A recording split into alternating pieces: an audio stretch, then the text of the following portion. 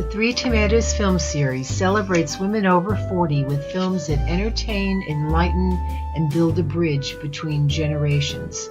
Your series launched in LA on September 19th with a second screening in New York City. Here are highlights of the panel discussion after the film from the New York City screening. The women of the class of 1969 took the 60s to heart. We fought for a freedom, only to find that often it was far from free. These are some of our highly creative graduation photos, the triggers for this movie. And this is our story, graphic, intense, poignant, funny, and a window on a whole generation.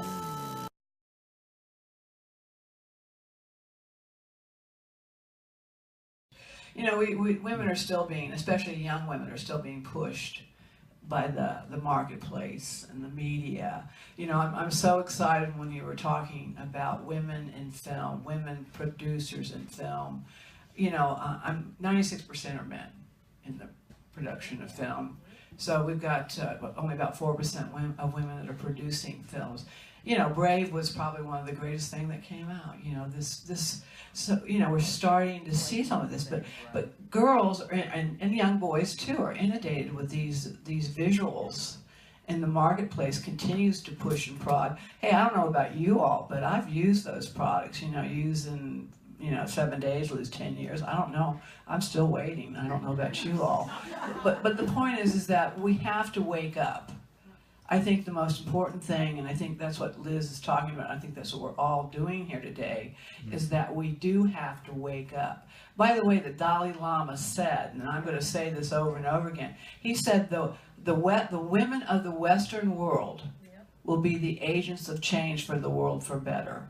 We have such an opportunity today to make a difference. And you're right, I think this group of women and the women in this film, they get it, they understand it.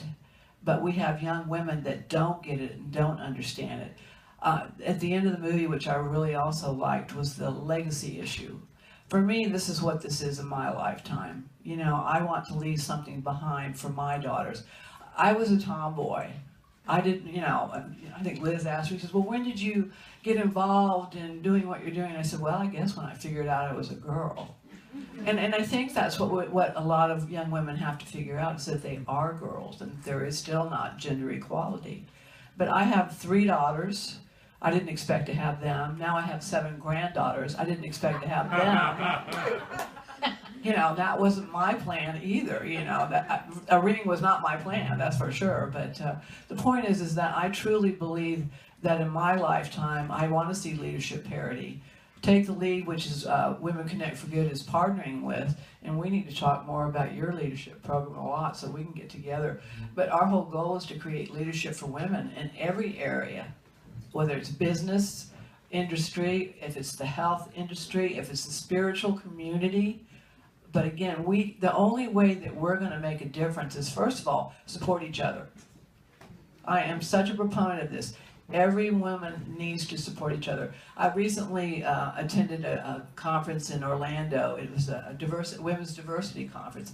Probably the very best women's conference I've ever attended in my entire life.